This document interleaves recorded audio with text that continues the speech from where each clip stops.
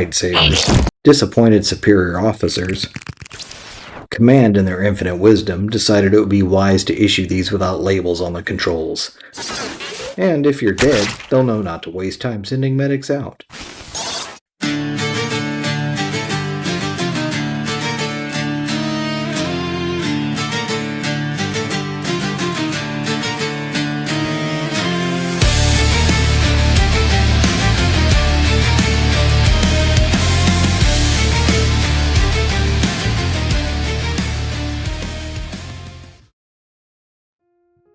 Well, hi there.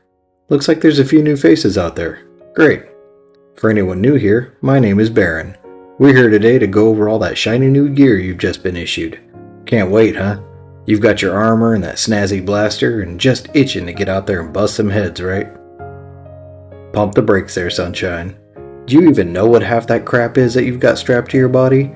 Yeah, I figured as much. Basic training has fallen off quite a bit over the years. Here's your gear, kid. Now get out there and defend the Empire. Ugh. Well, that's exactly why I'm here, and why this augment training was started. Get standards back up, and properly prepare you for the job ahead. Class is in session, so let's get into it. Today, you're going to learn what is in your standard loadout, and how best to utilize each part of your kit. And judging by the blank stares out there, I'm guessing I should start with the very basics. So let's take a look at your underwear.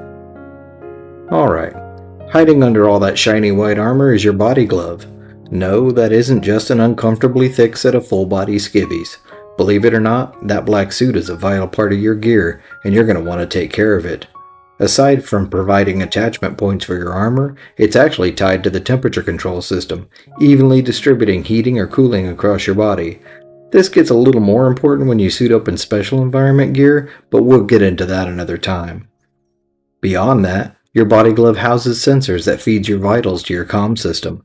That way, if you get wounded in the field, Command knows to send medics to your position. Eventually. Most of the time. And if you're dead, they'll know not to waste time sending medics out. Last, but certainly not least, that glove is pressurized, and will provide you with temporary protection should you find yourself outside of a spacecraft that you should be inside of. The temporary bit there, I cannot stress that enough. If you have to venture outside your vehicle to fend off pirates, check a piece of equipment or something, you'll be fine. If you lose cabin pressure, your suit will buy you some time to make repairs. However, I'm not going to kid you into thinking it's going to bail you out of any mess you get into. If you get blasted out of an airlock or sucked out a hull breach into the cold vacuum of space, you're very likely still going to die. That suit will buy you 20-30 minutes tops. In most cases, that's not nearly long enough for a rescue vehicle to reach you, and Command knows that, so they're probably not even going to bother. So those extra minutes of protection just gives you a little time to ponder your life choices. Okay, the fun stuff. Let's move on to your actual armor. Now, there are a lot of widely varied opinions and ideas out there about the armor you're sporting. None of that speculation matters for you guys. I'm here to set the record straight and make sure you know exactly what your armor can do for you, and more importantly, what it can't do. I don't need to go into detail on the basics, 18 overlapping panels of plastoid composite blah blah blah. You know that, you strap that stuff on every morning. Let's get to the meat of it. First off, yes, it is armor, not just an overly complicated uniform. Does it have its limitations? Yes it does. But it does exactly what it was designed to do. The only problem is what it was designed to do and what it's being used for are not the same thing. When the Stormtrooper Corps began, it wasn't meant to be a battlefield primary fighting force. That's what the Imperial Army was for. The Stormtroopers were an elite unit, the face of the Empire. It was intended for urban pacification, essentially the galactic police force, as well as carrying out spec op missions, the kind of operations where you need a scalpel, not the hammer in the form of an army platoon. So for that purpose, that armor is perfect. It offers moderate protection without being so heavy that it restricts mobility. Your gear weighs in at 40 kilos. No joke. But compared to the first-gen clone armor at 80 kilos, no comparison. Okay, now the burning question. What exactly will this armor protect you from? More than some would have you think. and given its original intended use, exactly what you'd expect. Fantastic protection from any stabbing weapons short of a high-power vibroblade. It'll protect you from most blunt force impacts and melee weapons. If you move clear fast enough, it'll briefly protect you from flames. The weak link here is your body glove, not so much the armor. It's incredibly resistant to shrapnel from small explosives. The shockwave will likely knock you out cold, but you'll survive. Slug throwers are useless against it, and stun weapons have to be used at extremely close range to affect you. That armor provides great protection against small animal bites. Basic rule of thumb, if the animal weighs less than you, you're good. Overprotective pets, an angry ex, no worries.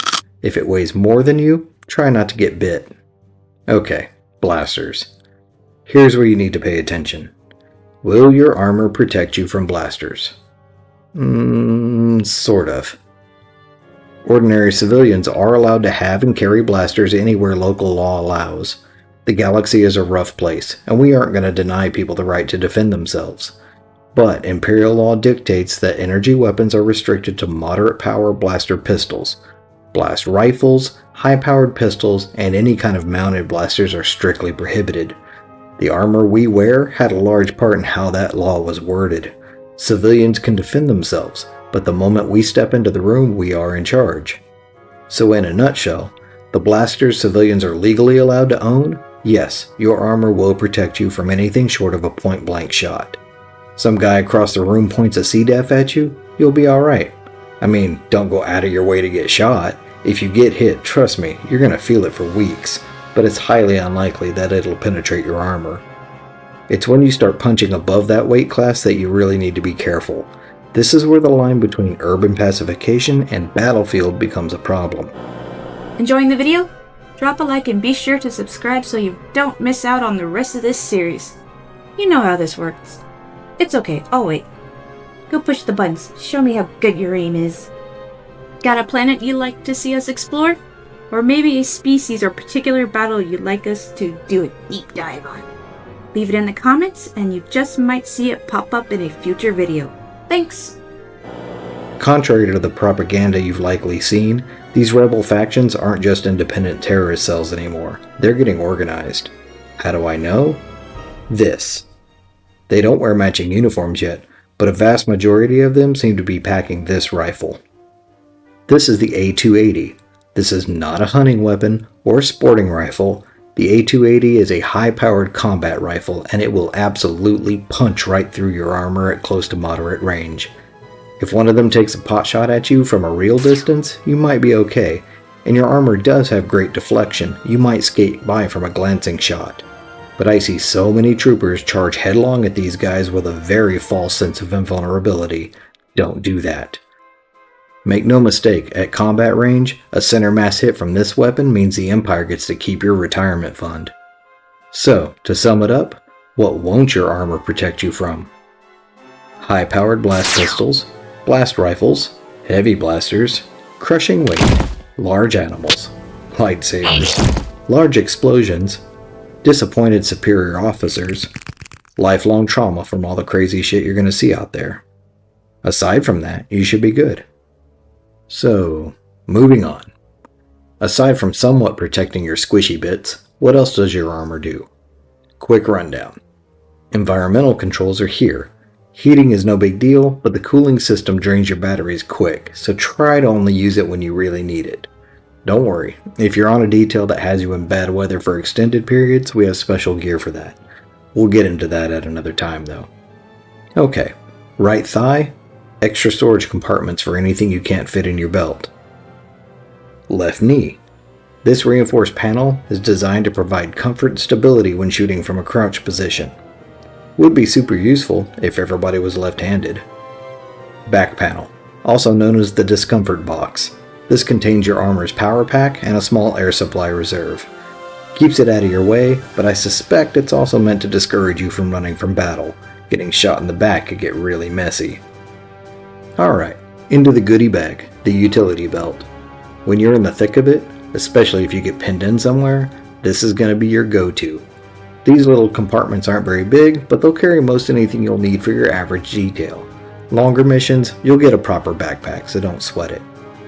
They're generic boxes and are a little funny to get into, so don't rely on accessing them during a firefight.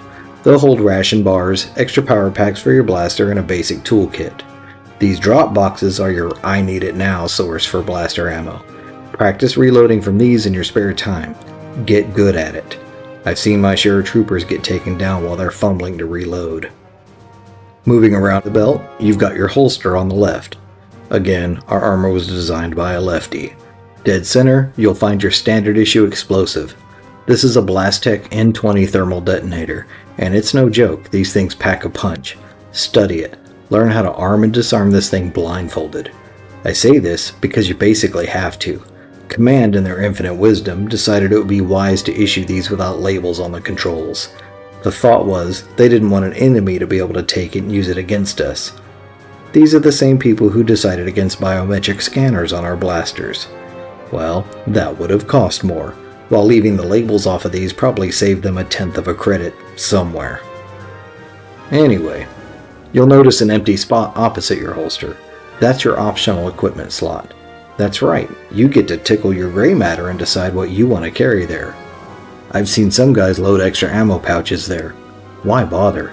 The E11 power pack is loaded with enough juice for 100 shots, times all of these power packs. You are not a one-man army. Again, if you're ever on a mission long enough to need more ammo than that, you'll have a backpack. Now, I still see guys rocking these from time to time, the grappling hook kit. What? You've got 40 kilos of slick plastoid armor covering your whole body. You aren't scaling shit, you're just gonna look like an idiot. What should you carry there? Gee, I don't know. What's missing from this loadout that could come in pretty handy given your chosen profession? A first aid kit, genius. Just stuff it with the basics and don't leave base without it. Shears, bandages, Bacta. Pack in some disinfectant, clotting agent, and absolutely the most important item, a couple of painkiller stems. This could save your hide, but just as great? Let's say Bob here gets his shoulder blown open by a rebel sniper. You step over with the magical bye-bye ouchie pen? Guess what? Bob is your new best friend for life. This guy will swim through lava to save your ass after that. Okay, the last two items to cover are your helmet and your blaster. We're going to go into detail on both of these in an upcoming class, but just a quick overview to hit the basics. Let's start with the helmet. First off, if you're on duty, the helmet is on your head. The ISB is listening through your comms, so keep the chit-chat to a minimum. When you pull this thing on, power it up. Turned off, you can't see a damn thing. Powered up, the HUD system provides you with area mapping, motion detection, targeting, and more. It also auto-seals to your body glove, allowing the filtration system to keep smoke and light toxins out of your lungs. And again, should you take an unplanned spacewalk, it'll keep you not dead for a bit.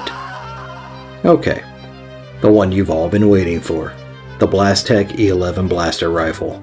That's right, boys and girls, your weapon. And it is actually a hell of a weapon. Powerful, versatile, and plenty accurate when used properly. We'll get into that at another time. But anyway, let's hit the basics. Up top, you've got a 2x scope on the basic model tied to the heads-up display in your helmet. Down here are your fire settings: single shot, pulse, full spray and pray, and your stand setting. Around here is your power pack well, over here is the heat vent. Up front, optional weapon light, and underneath is the foregrip. That isn't just a foregrip, it's a fold-out stock. Yes, your weapon has a stock. Yes, you should be using it. But again, we'll get into all that at another time, as well as other weapons you may be issued depending on the mission you're on. Till then, I think that's enough for today. I don't know if this is going to leave you more confident in your gear or less confident, but either way, at least you have a better idea of what all that stuff is. Go hit the mess hall and call it a day. Class dismissed.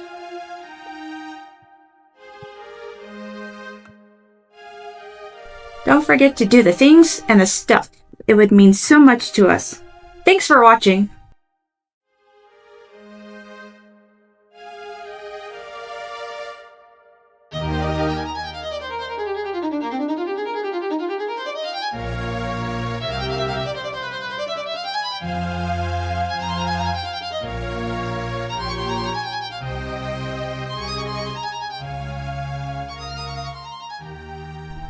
Thanks, and may the Force be with you. That's good. I don't think the Imperials usually say let the Force be with you.